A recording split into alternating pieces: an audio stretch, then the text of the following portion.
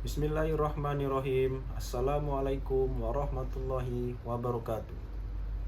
Saya Haidar Imam Madani, mahasiswa Universitas Siber Asia, program studi manajemen PJJ S1, yang pada kesempatan ini akan menjelaskan dan mempresentasikan hasil ujian akhir semester pada mata kuliah Manajemen Keuangan Internasional yang diampu oleh Bapak dosen saya, yaitu Bapak Wahyu Purbo Santoso, SEMM CVRM CPOD, pada kelas MJ 707. Pada kesempatan ini, saya akan menjelaskan dari keempat pertanyaan yang tertuang dalam soal ujian akhir semester. Sebelum saya menjelaskan jawaban dari keempat pertanyaan tersebut, saya disampaikan materi-materi manajemen keuangan internasional yang akan menunjang saya dalam menjawab keempat pertanyaan tersebut. Yang pertama, peranan manajemen keuangan internasional bagi perusahaan multinasional. Yang kedua, kontribusi perusahaan multinasional terhadap perekonomian Indonesia. Yang ketiga, analisis kemungkinan penyatuan mata uang ASEAN. Yang keempat, konsekuensi pemberlakuan sistem kurs mengambang bebas bagi perusahaan Indonesia. Yang kelima, dampak posisi neraca pembayaran terhadap kurs mata uang dan penerapan metode translasi dalam penyusunan laporan keuangan MNC. Dari keenam materi yang telah saya sebutkan, materi tersebut menjadi rujukan saya dalam menjawab 4 pertanyaan atas keempat soal ujian akhir semester pada kali ini. Yang pertama, jelaskan argumen yang menyatakan bahwa munculnya multinational company telah mendobrak doktrin dari teori keunggulan komparatif. Dari soal yang saya sebutkan tadi, bagaimana multinational company mendobrak teori keunggulan komparatif? Dari sisi teori klasik, berasumsi bahwa faktor produksi berupa modal dan tenaga kerja tidak berpindah antar negara atau immobile. Negara hanya berfokus pada apa yang diproduksi dengan yang paling efisien bagi mereka. Dari sisi dobrakan multinational company, dalam hal ini mobilitas faktor, multinational company memindahkan modal, teknologi, dan manajerial melintasi batas negara secara instan. Dari sisi fragmentasi produksi, multinational company tidak lagi memproduksi satu barang di suatu negara, melainkan memecah proses produksi di berbagai negara untuk efisiensi biaya. Kemudian, keunggulan kompetitif versus komparatif. Multinational company menciptakan keunggulan melalui branding dan teknologi, bukan sekedar kekayaan sumber daya alam suatu negara. Contoh multinational company yang saya ketahui yaitu perusahaan sepatu ternama bermerek Nike ataupun Adidas, yang mana mereka sudah menerapkan teori dalam multinational company. Dari sisi produksi, perusahaan mereka sudah memproduksi tidak hanya pada suatu negara, melainkan berbagai negara. Mereka memiliki perusahaan-perusahaan untuk memproduksi produsen atau barang mereka. Contoh sepatu Nike. Dalam konteks ini, sepatu Nike diproduksi di Indonesia dan salah satu perusahaannya ada di Tangerang. Perusahaan tersebut mengimpor sebuah bahan baku untuk produksi sepatu dari negara sumber atau negara induk yang memiliki kantor pusat di negara tersebut, dan bahan baku tersebut dimasukkan ke Indonesia untuk dilakukan produksi dengan sedemikian rupa sehingga hasil dari produksi di Indonesia dikeluarkan lagi atau diekspor ke negara tersebut untuk dilakukan penjualan dan pemasaran. Kemudian pertanyaan kedua, jelaskan proses ekspansi bisnis ke mancanegara yang umumnya dialami oleh perusahaan-perusahaan global. Jawaban pada pertanyaan ini yaitu tahapan ekspansi bisnis ke mancanegara secara umum akan melewati evolusi berikut. Yang pertama, ekspor internasional, berupa menjual produk dalam negeri ke pasar luar negeri dengan kategori bisnis rendah. Hal ini dilakukan dengan memperluas segmen pasar di level internasional dengan mencari relasi ataupun melakukan publikasi ataupun strategi digital marketing yang akan mengupayakan produk mereka untuk dilakukan ekspor. Yang kedua yaitu lisensi dan waralaba atau franchising, yaitu memberi hak kepada pihak asing untuk menggunakan merek atau teknologi mereka. Hal ini sangat umum dan lazim di sebuah bisnis yang sudah berada di negara kita atau negara Indonesia.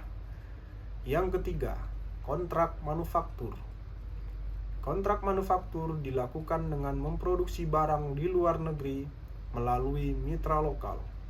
Sama seperti penjelasan saya dengan contoh perusahaan sepatu Nike yang memiliki perusahaan di Indonesia, mereka memproduksi barang di Indonesia dan mereka sendiri melakukan pemasaran di kantor induk mereka, yaitu di luar Indonesia.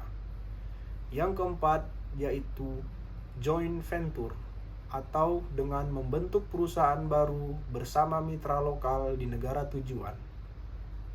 Hal ini juga sangat umum dilakukan di dunia bisnis internasional, seperti subkontrak internasional yang terjadi di level perusahaan ternama elektronik seperti LG Electronic.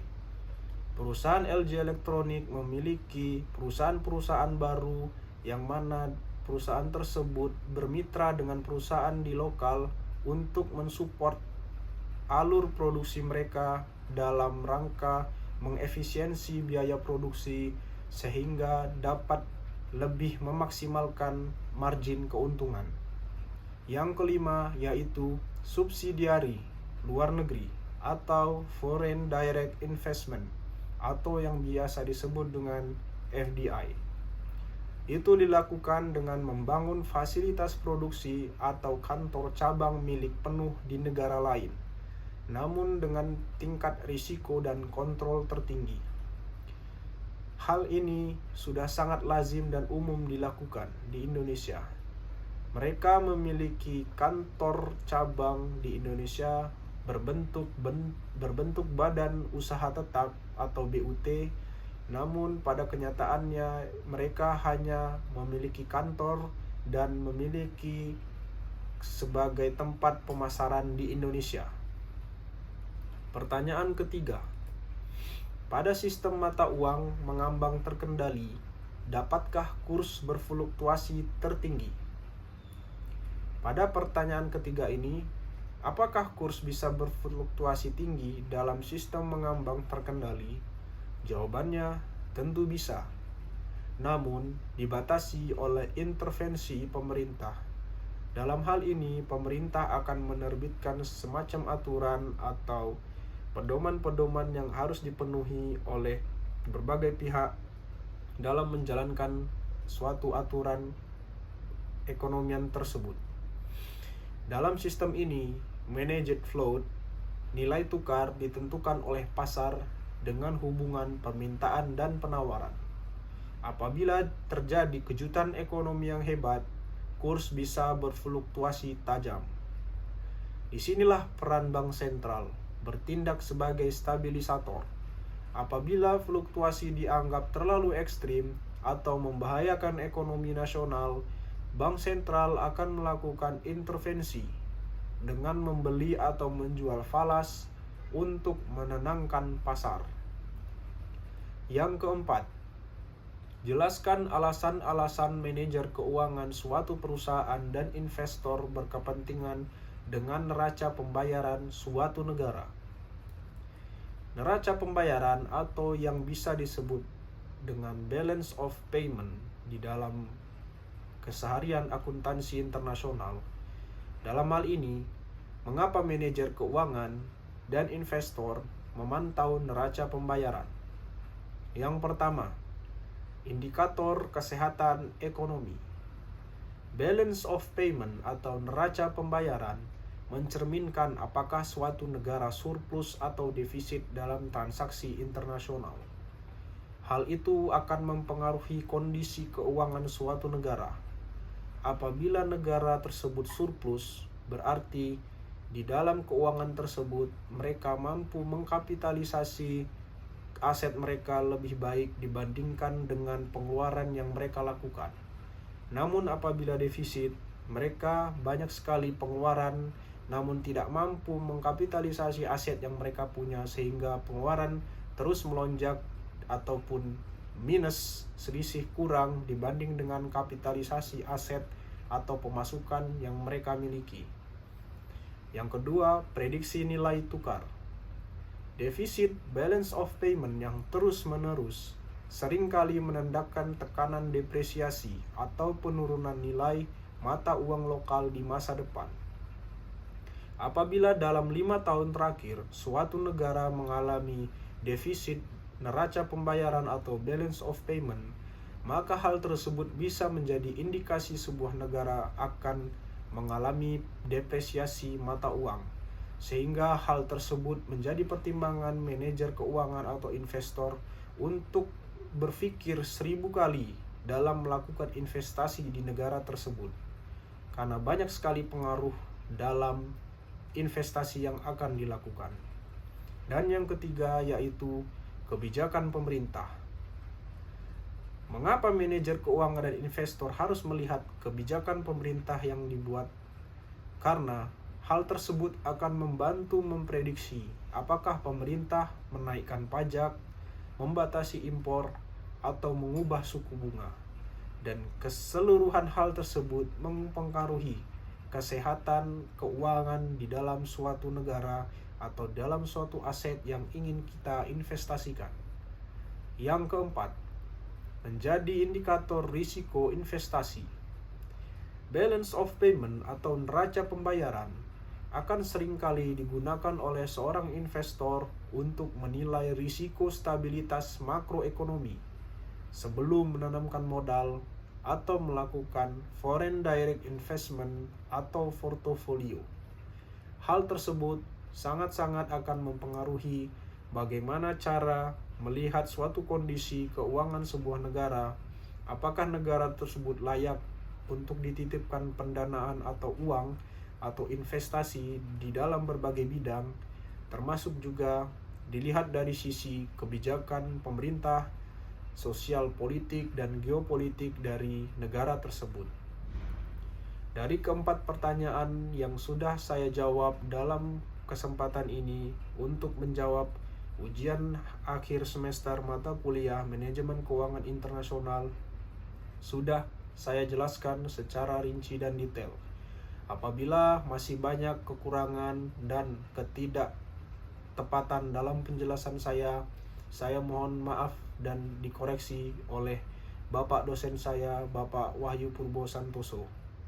Demikian yang bisa saya sampaikan. Terima kasih atas perhatiannya. Lebih dan kurang mohon maaf. Wassalamualaikum warahmatullahi wabarakatuh.